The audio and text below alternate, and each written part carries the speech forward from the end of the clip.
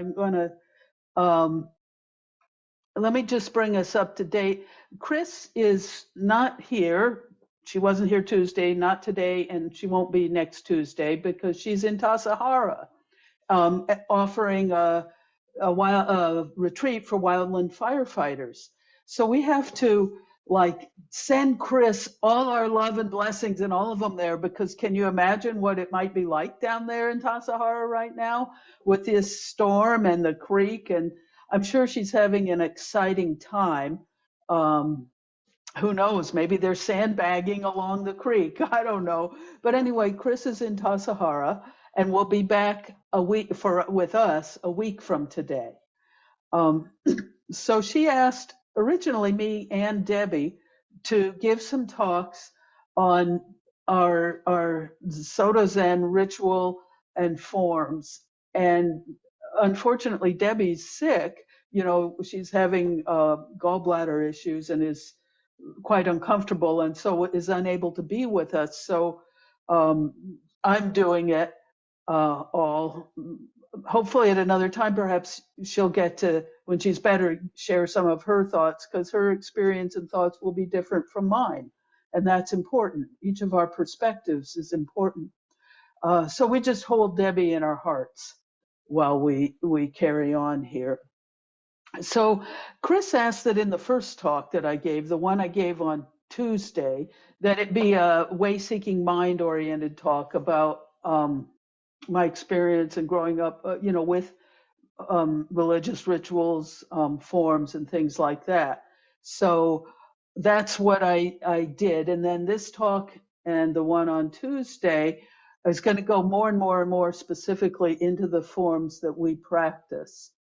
Um, and so I need to say something. If you missed, so these three talks kind of go together and don't really repeat that much.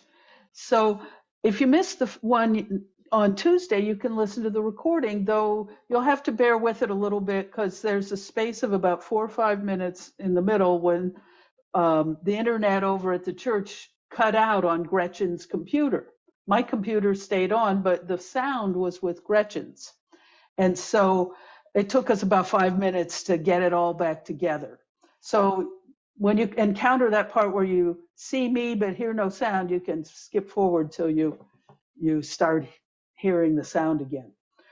So before I continue more into my talk, let's do the before lecture chant. An unsurpassed, penetrating, and perfect Dharma is rarely met with, even in 100,000 million kalpas. Having it to see and listen to remember and accept, I vow to taste the truth of the Tathagata's words. That in itself, that chant, is a wonderful ritual, a form we do at the start of any, talk. And it's to me, it's a way of just opening my heart to let whatever is to come through me, through all of us together, to allow that to come. It's not about me, it's not about you, it's about what arises. And we chant that um, sort of to to say that's what we open to. So at the end of last time on Tuesday, a person who isn't here, but she said, well, how did you get from my upbringing in the Episcopal Church and stayed with it for a long time to Zen? And I spoke to that briefly, but Gretchen reminded me that I didn't really finish and that there was one more little piece I ought to say. Like, how did I really get to this Sangha and to Zen?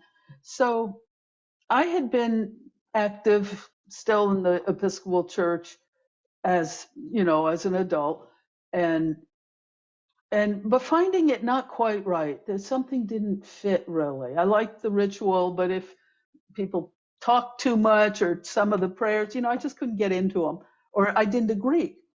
And I'd been practicing some with Stephen Levine and Andrea Levine when they, and with Jack Kornfield and Vipassana and things, but I didn't find the structure that I personally need to help me establish a real sitting meditation practice. And then exactly 20 years ago, I was looking for some continuing education opportunities because, I have to get, for my marriage and family therapy license, I have to do continuing ed. And I saw, oh, this couple, Chris and Bruce Fortin, don't know who they are, but they're offering a class at Sonoma State, a 2-day class on psychotherapy and spirituality. I thought, oh, cool. Well, I'll do that. So I did that, and it was wonderful. And their talks and activities they had us do were so heart-opening. And I saw that Chris had a sitting group. Bruce did too, but I was more interested in hers that was for women. Sorry, I'm glad we've opened it up, Wayne. I'm so glad you're here. So I started going to the Lotus Sangha on Tuesdays, and it didn't take long for me to just feel really at home. And then Chris suggested, Marianne, I think you'd really connect if you went with Everyday Zen. So I went to an all-day sitting, and I had Dokusan with Norman, whom, I didn't even know what Dokusan was or anything. But I did have an affinity for forms, so it wasn't too weird. It was a little weird. And I went to Norman and just introduced myself and talked. And he said, well, just start a sitting, just sit, just choose a time every day. Just sit for 30 minutes. And I don't know what happened, but his saying that, suddenly I said, yes, I can do this. And so I made myself get up a half hour earlier before going to work, and I started a daily sitting practice. And somehow his saying that, somehow the support of the Lotus Sangha and Chris's group and Everyday Zen, I was able to just stick with it and found my home there. I really felt like, oh, no wonder I had trouble with the church sort of. It's because I was a Zen Buddhist all along. Who knew? I didn't know, but there it is. So pretty soon because of my lineage with my father being a priest and my great-grandfather being a Methodist minister, and somehow my lineage, I felt a strong push to want to take vows. And so after a bit, I asked Norman if I could study, because Chris couldn't ordain at the time, if I could study to take Jukai. And Marilyn is my Dharma sister. She was studying at the time too. And we were also sitting with Chris. And so we studied together and we had our Jukais together in some time back, some years ago, 2008, I think, February of 2008. And then after a while, I felt also like in my body, I don't think it's required for everybody, but I needed to be able to actually take on the role of doshi and priest and perform those functions. I just had a pull to that. And moreover, I needed it. I needed the structure of that. I needed to sew. I needed to have those vows to support me. It's not because I'm any big whoop, I needed that. So I asked Norman if I could ordain and as a priest, and he was tepid. He was, he hadn't done it before with people who hadn't actually kind of grown up with Zen Center and everything and done lots of retreats. So he said, well, why don't you go to Tassajara for a summer? So I spent 5 weeks at Tassajara in 2010.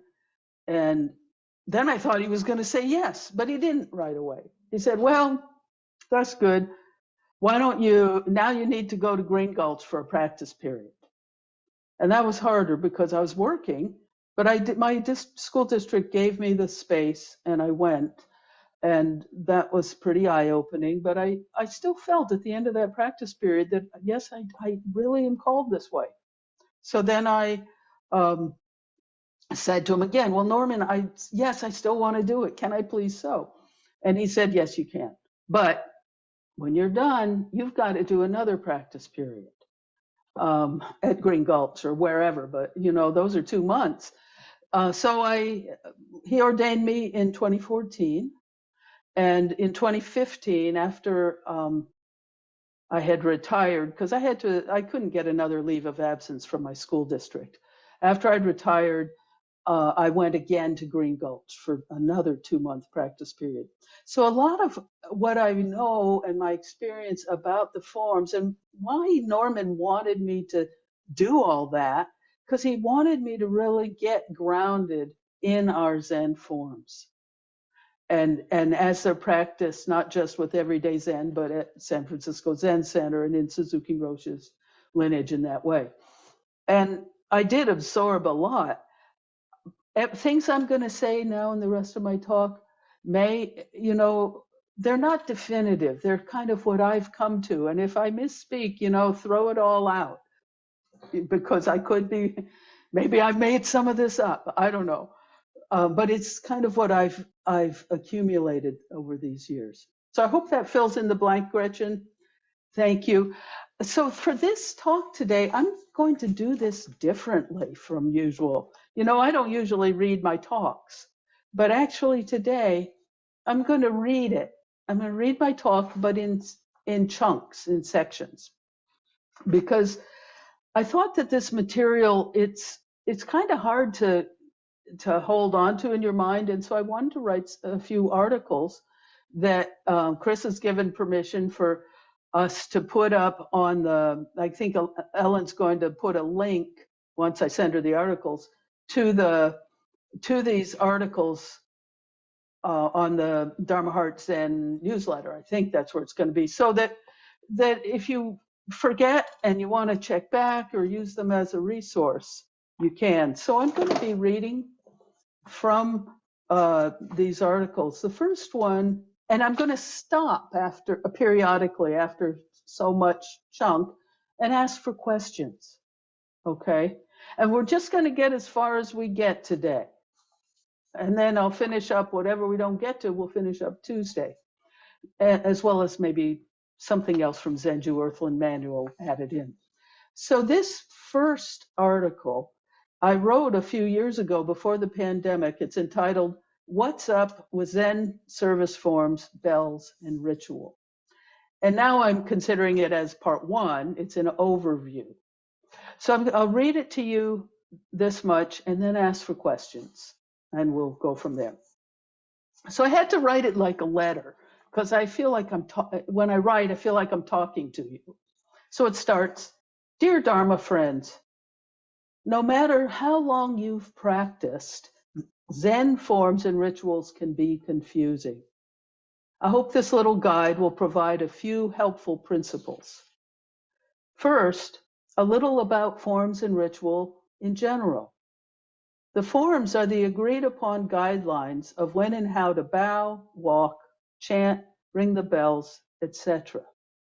Think of the forms as the bones of our ritual and common practice. They support us in coming together as a community while allowing us to remain completely our own selves. Ritual comes alive for us when we rest in the forms and enter into an experience of the teachings, free to engage deeply with our entire bodies, senses, mind, our whole being. So all the various sounds used in Zen ritual have a purpose. They aren't random. Imagine that you live in China or Japan long before clocks, watches, cell phones, microphones, speakers, and all the trappings of modern life.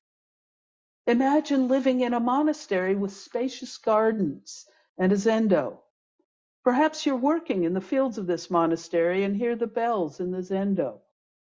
You would know by their sounds what was happening during the service. And perhaps You could be connected with the ritual while you were in the garden. If you were in the zendo, how would you know when to do things or what was going on or going to happen next? You would rely on patterns of sound from bells of all sizes, drums of various sorts, wood blocks, and other instruments. All of the sounds you heard would have a purpose, telling you what was going on, what's coming next, and what action you would perform. Well, that's still true today. An example is the bells to announce our periods of sitting meditation, zazen, and walking meditation, kinhin. To begin a period of zazen, the bell is struck 3 times. If the bell is struck 2 times to end the period of zazen, that's telling you the next thing that's coming will be kinhin or outdoor walking. However, if you only hear 1 bell at the end of zazen, then you know that what follows will be something like a talk or a service. Well, now let's think about service. We usually use a small bell, a large bell, and sometimes a wooden drum called a mokugyo. There will be a person who leads the chant, letting us know what we're going to chant, the pitch, and the tempo. The person playing the bells is called the doan. The person playing the mokugyo is the mokugyo player, and the chant leader is the kokyo. And all together, they are referred to as the doan ryo. There will also be a priest who's leading the service and is called the doshi. These are roles that a person steps into, fulfills, and then leaves. And this is really important. So if you are doan, you embody the doan role. Thinking of it this way is helpful because it frees you a little bit from getting all wound up about whether or not you're doing it right. You just enter into that role, do the best that you can in that moment, and then step out of the role and let it go. Perhaps not so easy, but a great practice. And aside, a sort of an example how this helps me in my daily walking around life too is when I'm playing bassoon, like with an orchestra, I'll get stage fright. And I'll think it's all about me and whether I'm going to play my bassoon part right. But when I think, oh, okay, I'm stepping into the role of bassoon. I'm the bassoon. And conductors will say that. They'll say, oh, bassoon, a little louder here, or not so much. I'm the bassoon. I'm not Marianne exactly. And I give it all my energy and do my best, but I always make mistakes. I never perform a concert without making mistakes. But that's within that whole context of stepping in the role of bassoon player. And then when I'm done, well, you got to let it go. You give your energy to improving, of course, you give your full energy, but you let it go. And this is important in our lives, and it's important when people in the Sangha say, yeah, I want to step up and do some of these roles. I'd like to learn how to play the bells or to do the mokugyo or to be the kokyo. But I'm scared. I'm nervous. I don't know if I can do it. Maybe I'll mess up. And you know how our minds do.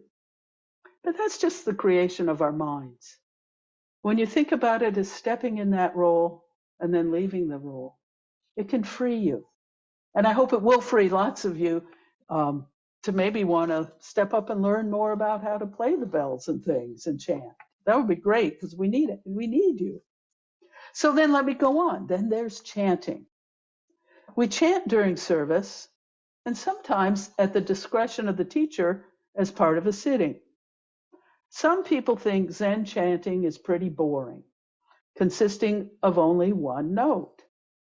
The key is to realize that our chanting is actually a form of singing. In singing, the breath and the sound keep going as you would when singing a song, except in our Zen chant, you sing on one note. When we speak, we take pauses and follow the punctuation marks to emphasize the meaning, just like I'm doing reading this to you. However, in our chanting, the idea is to create an ongoing cushion of sound without pauses, without breaks at the punctuation. That's really important. If each person breathes randomly, so when we're chanting, if you breathe randomly, don't breathe at the punctuation, breathe anywhere except the punctuation, the sound will continue unbroken.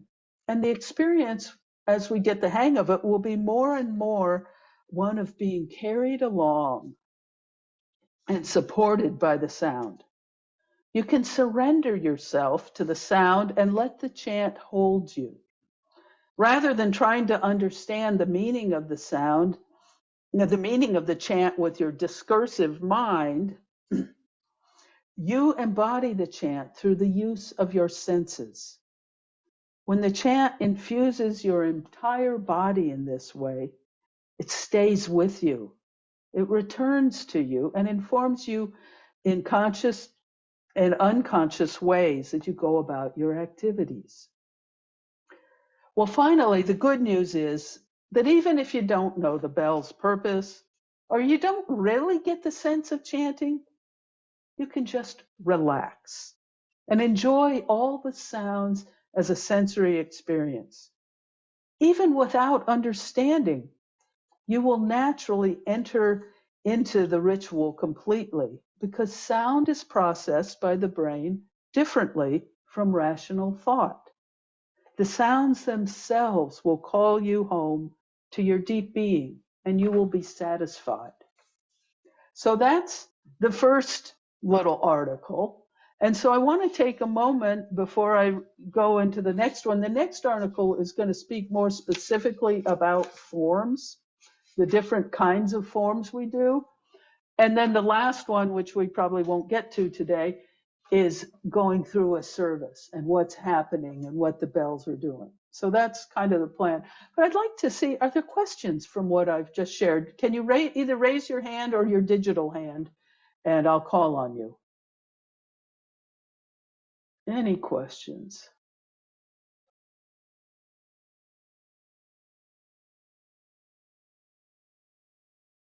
For some of you, I realize that this is old hat. You know all this stuff, perhaps. But there are people who sit with us who don't.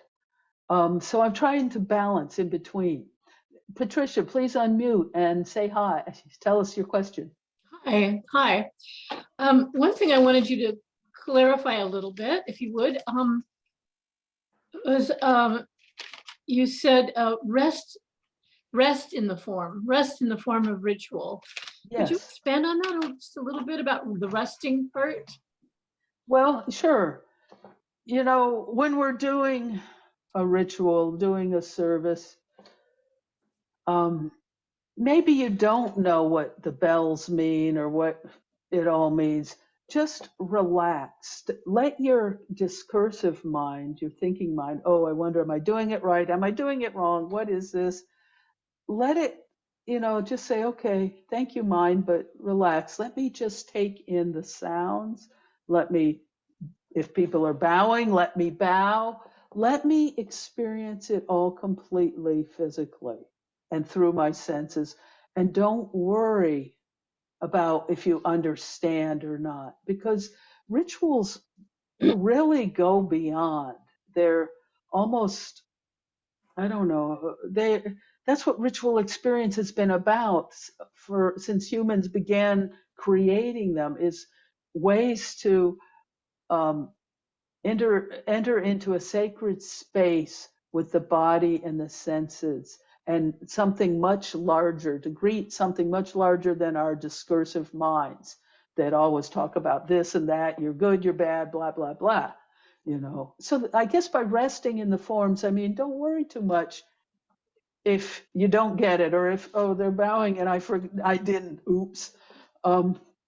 Relax and just feel it physically. Does that help? Any other questions at this point? Yes, Susan? I don't really have a question, but just thank you for bringing some clarity to that, because I have had those experiences as a fairly new Zen ritual practitioner. So yeah, I've felt like oops many times. But at the same time, I realized in the room there was acceptance of that it was just understood that it's okay, just pay attention and keep learning and expanding your ability to understand what you're doing and why you're doing it. So thank you. This is helpful. Good, thank you. Any other questions before I launch into some of the next stuff that gets more specific? One more, Susan, follow along. I want to say thank you so much. I feel that this is addressing a really deep need in me to talk about the forms and to sort of bring them forward and help me just rest in them and learn them. So this is so timely. I really appreciate it, Marianne. Good, thank you. Well, let's go on. And if I'm going to be reading this next section, which is going to get more specifics, if at some point in the midst of it, you can raise your digital hand, if you have a question. You don't have to, but if I say something and you're like, what the heck? Put up your digital hand, and when I get to a stopping point, we'll take a moment and hear your question, because I think this needs to be interactive, and we've got to kind of work through it together gradually. Yeah. So here's part 2, and this is about specific forms. Let's see. Dion, do you have to leave? Blessings, Dion. Thank you. Have a good day. Oh, Lilith is here. Hi, Lilith. Cool. Okay. Dear Dharma friends, welcome to the second part of this article on Zen service, forms, bells, and ritual. Let's start by thinking of the forms as little rituals that aid us in bringing our attention, our whole selves, to the present moment. These forms help us quiet our minds and focus ourselves in the present moment. Several years ago, when doing summer practice at Tassajara, as I said I did, I was complaining a bit to one of the resident priests about some form or other. She turned to me and said with astonishment, "But the forms are here to help you." At first, I didn't understand her meaning, but as I thought about it and continued to practice, I began to understand. The way we hold our hands, sit, walk, bow, are all ways to establish us in our bodies, just present, here, now, with full and grounded awareness. For example, now I love this example, at Green Gulch or Tassajara or Zen Center, there's a form for entering the Zendo, and the form is to enter and leave the Zendo leading. So you walk in leading with the foot nearest to the hinge on the door. Okay, now doesn't that sound arbitrary and weird? Well, it is sort of, but it's the convention, and it's really cool actually, because we don't do that in Dharma Heart Zen or in everyday Zen, but it is quite wonderful. When I enter the Zendo and pay attention to the hinge and to my foot entering, and my mind immediately focuses into the present of my body and space. And entering in this way brings me into a sense of entering a sacred, timeless space. It's a ritual of entrance, and it's both powerful and supportive. Well, now let's think about some of these embodied forms that we practice. While I'm reading to you, reflect on your own understanding of these forms. I'm speaking of my understanding, limited as it likely is. What meaning, if any, do you find in these forms? Do they support you? Do they help you return to your deep, whole self in the present moment? Or are they a nuisance? Or all of the above? So here are some of these forms. I'll take them one at a time. We step into the Zendo, and after a few steps, we make a little, gassho bow toward the altar. Zen, now this is what I thought about when I was thinking about this. Zen can be said to be about face-to-face meetings. Buddha to Buddha, we meet. We're meeting now, face-to-face, Buddha to Buddha. Here, we're stepping into the Zendo and greeting face-to-face the whole space, and in a way, thanking the space for its presence and support of our practice and our lives. So that's how I feel when I'm walking in the Zendo and I do that first bow. Then when we approach our cushion to sit down, we bow to the cushion, thanking it and our space for the support that we'll receive. And then we turn and bow to the room and community, thanking them for the support we will receive. Additionally, with those bows, we are offering our whole selves to the effort of Zazen and to the support of our Dharma sisters and brothers. Similarly, when we leave the Zendo, we bow to our cushion and to the room in gratitude for the support we received. So these bows, they're not perfunctory. There's a real relationship when we do them. We're making and affirming our connections, our interconnections. Well, there are specific instructions for how to sit in Zazen that are put forth by Dogen in his fascicle entitled Fukanza Zengi, Universally Recommended Instructions for Zazen. That's a great fascicle. You can study it hundreds of times and get quite a bit from it. But just let me say, one thrust of his instructions is that we align our bodies, and I'm not really doing it in this chair right now, I'll try to do it better. We align our bodies in such a way that we are relaxed, yet upright, and in a posture that allows our breath to be supported by our diaphragm and to flow freely from our nostrils to our lungs and back again, over and over. While Dogen recommends the full or the half lotus postures, in our practice, we may sit in a chair, kneeling on a bench, or even lying down if we have injuries that require that. No matter what, the point is to be grounded on the earth. So if you're sitting, say, in a chair, you really want to feel your feet on the ground if you can. If you can't and you're in a recliner, that's okay too. Just imagine that connection to the ground. So we want to be grounded on the earth and to really feel the full breath as much as possible completely, in and out, all the way to the end of the exhale, letting go, and then picking up again with the natural impulse that arises to inhale.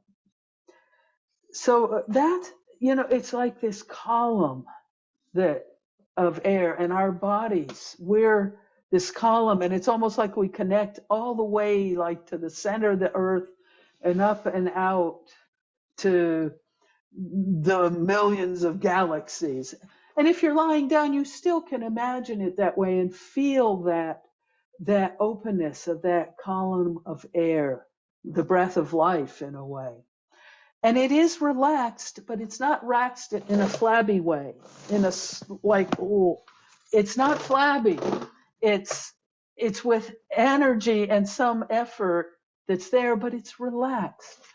And if you practice that in Zazen, you'll feel it. You'll start to feel it in your whole life walking around. You'll be able to come back to that centered body point that is Zazen as you're walking around, and it'll help you. So in our practice, the recommended position for the hands is called the universal mudra, like this, where you have your right hand and your left, the fingers rest in it and the thumb tips touch. And it makes like Enzo. That's what we usually do. Maintaining that mudra. I mean, why do this, right? What's up with this position? Why is this so great? Well, I don't know, and you may come to it yourself, but I have thoughts about it. I think that maintaining the mudra helps to keep one's attention focused, to stay connected to our bodies, and to prevent the mind from wandering off so easily. You may have noticed, I certainly have, that sometimes I'll be sitting and suddenly I realize that like my thumb tips have gotten way out here and actually I'm about to doze off. So then bring them back. It helps me stay in my body. And Norman Fisher, he said once during a session, an everyday Zen session, he said, just put your mind in your mudra. Well, that sounds kind of weird, but it's actually a very helpful instruction. You're sitting and it's a lot of sitting periods and you're wandering off perhaps, or I tend to. I bring my mind back to my mudra and try to put my focus there and with my breath. And it really helps to stabilize me again. Of course, depending on our physical ability, we may need to have different positions for our hands. And sometimes I have arthritis in my hands, and sometimes I need to actually cross my fingers. Or sometimes I have to put my hands out on in my lap in a different way because of the pain in my hands. Well, that's what I do, but I try to do it consciously.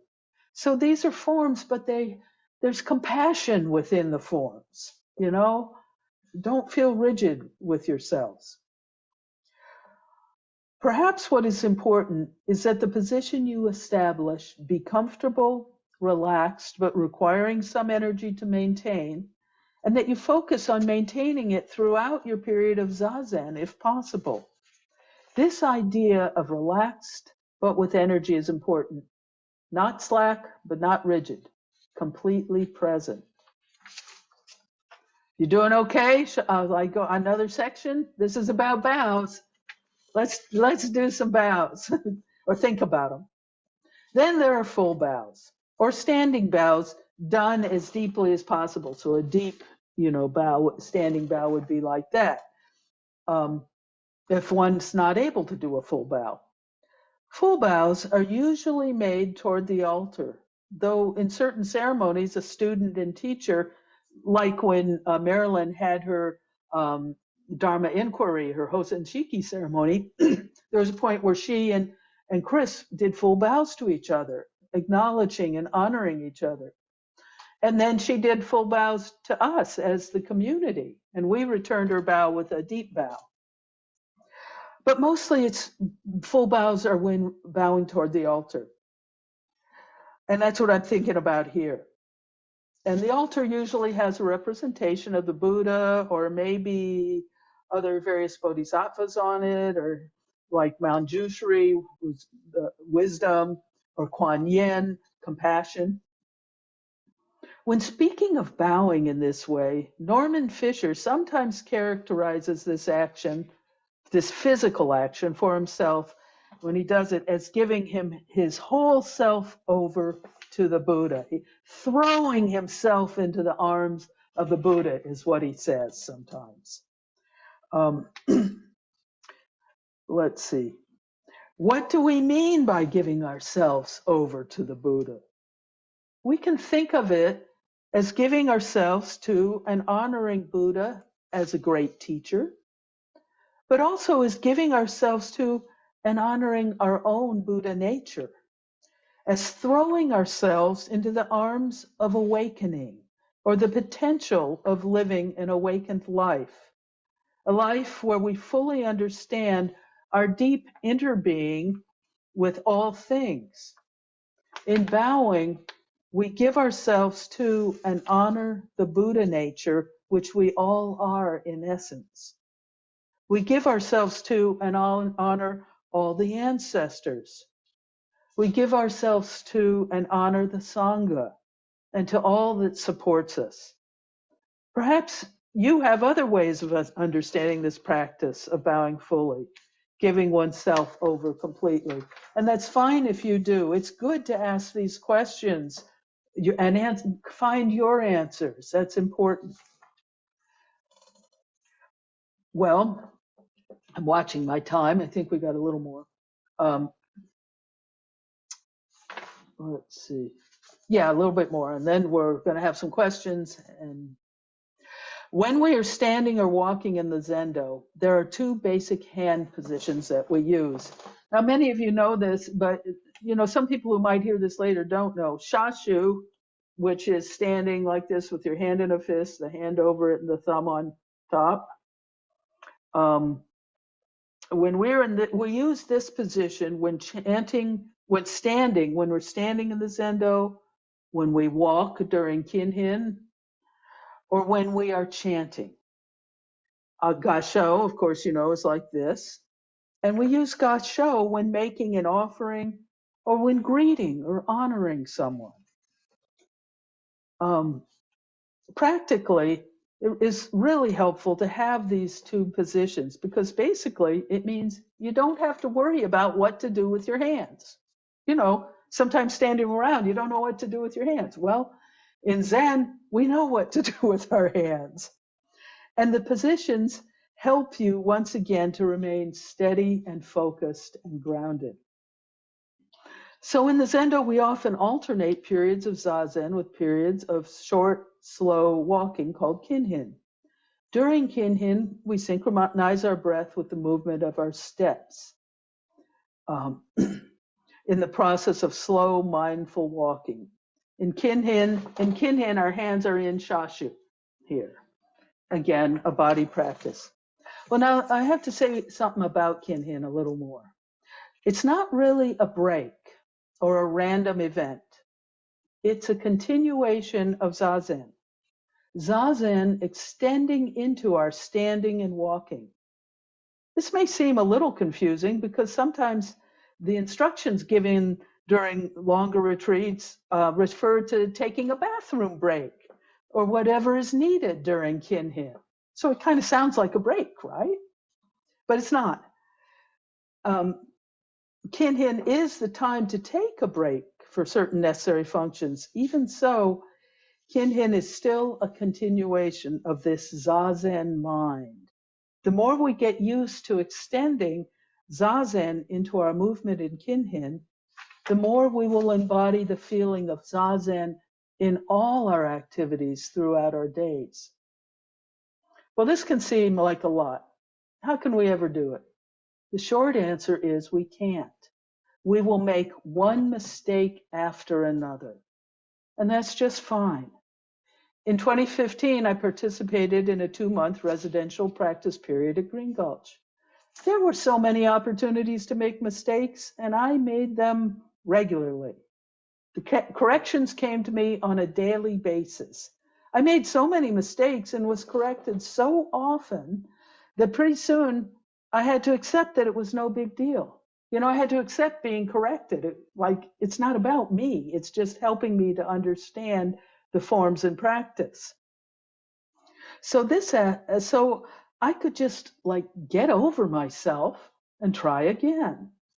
So this aspect of our practice, following forms, making mistakes, staying present, and trying again is humbling in a very wonderful way. We can lighten up.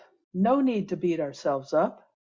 Just as in sitting Zazen, we keep coming back to the present moment, practicing with forms allows us to deeply understand that perfection is merely another illusory creation of the mind. What a liberating way to practice. So that's the end of that section. I'm not even going to attempt the third one today because I want us to have time now for questions again. What comes to you? Yeah, Sally. Thank you so much, Marianne. My question is, when a practitioner bows to their cushion and then bows to the community, What is the proper response of the community? Oh, that's a great question. Well, if the people on either side of you, if they notice, which hopefully they do, but they may not, will, when you bow to the cushion. I have to reverse it because we're sitting facing in instead of facing out. Um, well, when you bow then to the community, the people on either side will do a little bow with you. It's like greeting each other, and yes, come sit, we're supporting each other. How wonderful. But the rest of the community across the way or further down doesn't need to return your bow unless they feel like it. And well, I don't know, you can't have too many bows, so it's okay. But usually the person on either side. And the same is true if you're at a meal in a longer retreat. I didn't write about this, but you're at a meal and before you sit down, you bow. Usually the people at your table will bow to greet you back. And when you leave, you're done, you do a bow, and whoever's left may then bow back to say, oh, bye, thanks for being here with us. And so that's how that form is. Another question? Yes, Kristen. Thanks, Marianne. I think you said that you do shashu during chants. Yes. I feel like we do gasho during at least Heart of Great Perfect Wisdom, and Well, not clear.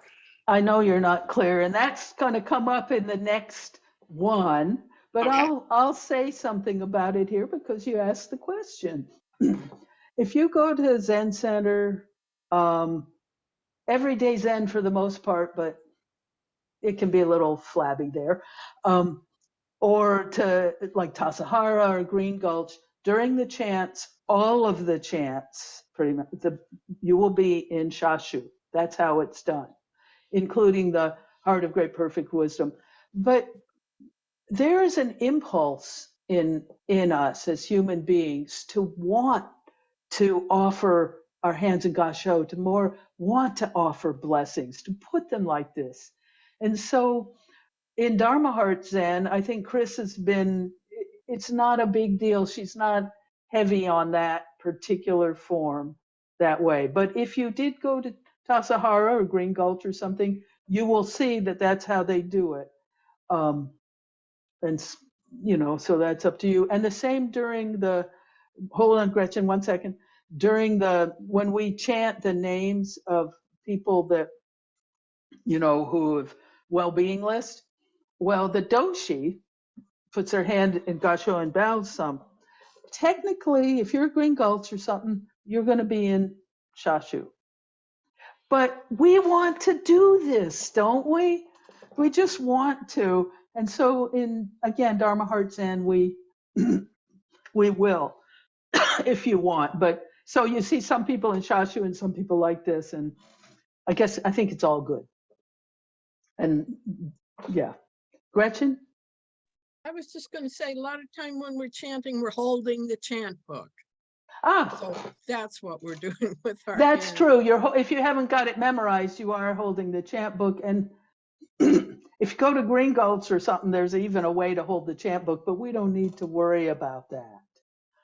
That's right. Marilyn has a question? Yeah, and then Christine Maltrude also. Wonderful. Just very quickly, at the end of service, I noticed when Chris bows to the altar and then she turns and she steps back and then bows. When we return her bows, I'm unclear as to when we do gasho and when we do shashu bows. There's like 3 bows or something at the end. Yes. Please Yes. And clarify. those that'll be in the next talk too, but you asked it. So we've done all the bows. We're standing, she's in shashu, we're all in shashu.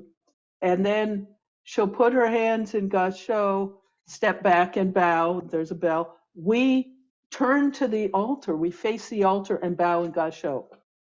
Then she should step back usually does, and bows in shashu, and we all just face one another and bow in shashu.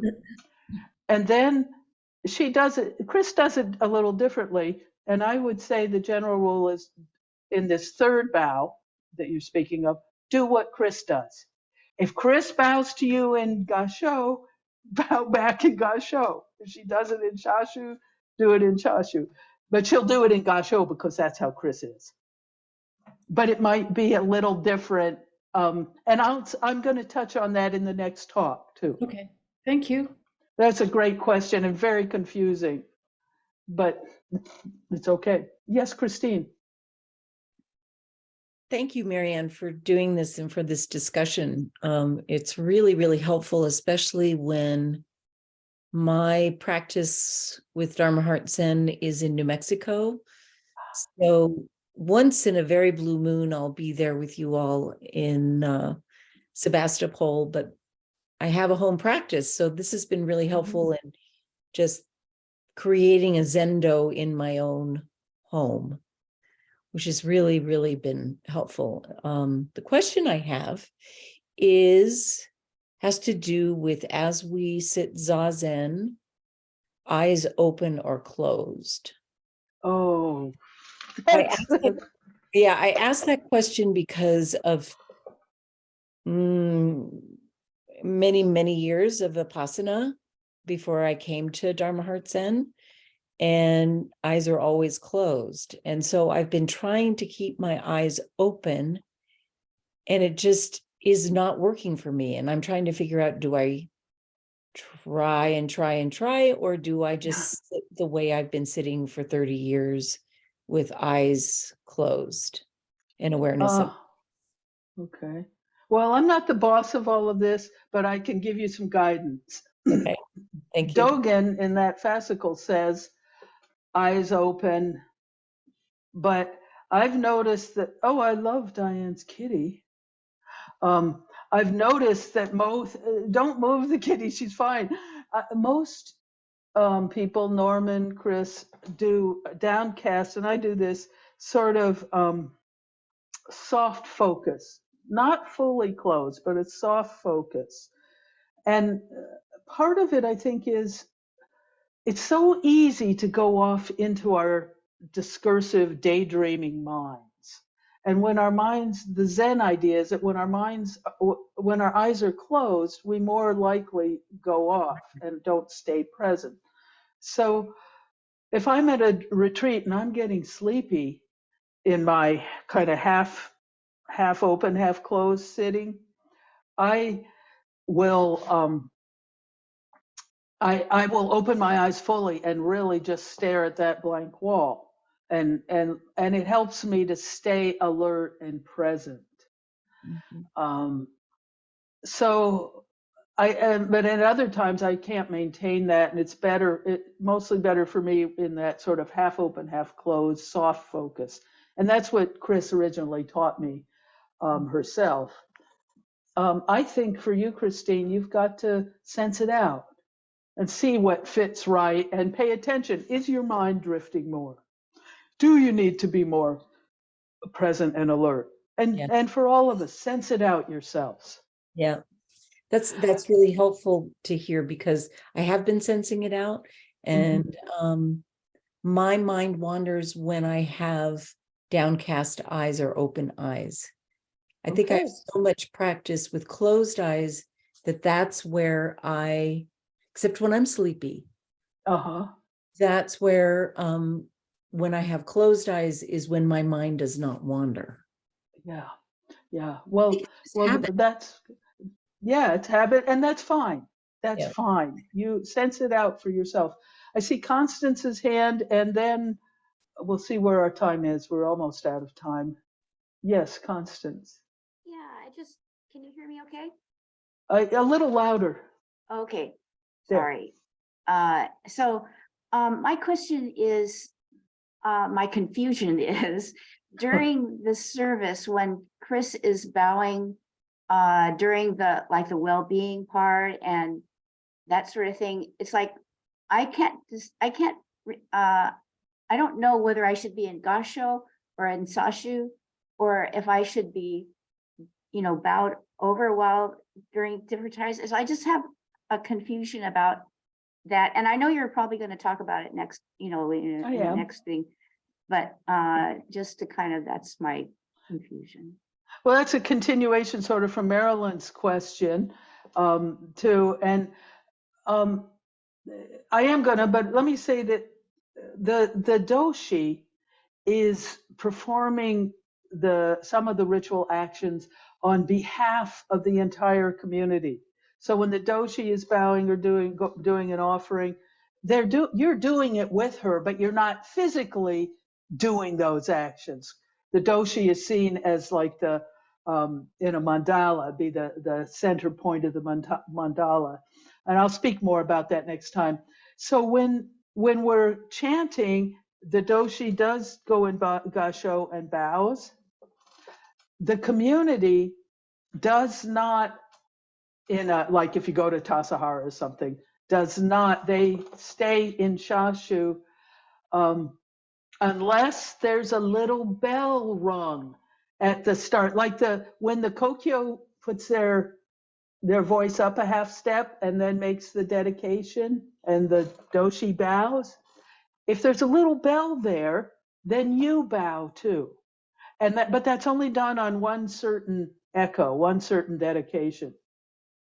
The rest of the time, technically, we stay in shashu. But as I said, we all have an impulse. So this is really up to Chris. She's the person who guides our sangha and guides how strict or whatever she wants us to be in the forms. And my sense is that she's been fine with people when we're chanting the names of people on the well-being list, if we do a little gasho and like that. But that's up to her, and maybe she'll address it, or you can ask, we can ask her more what she wants. But that's my feeling about it. But if you're Tassajara, you're going to be in shashu. You're not going to do that. Thanks. We have just 2 minutes. I had wanted to chant the names of our friends on the well-being list. Is that okay with all of you? Let's do it. And we will all go into gasho, perhaps as we do it. And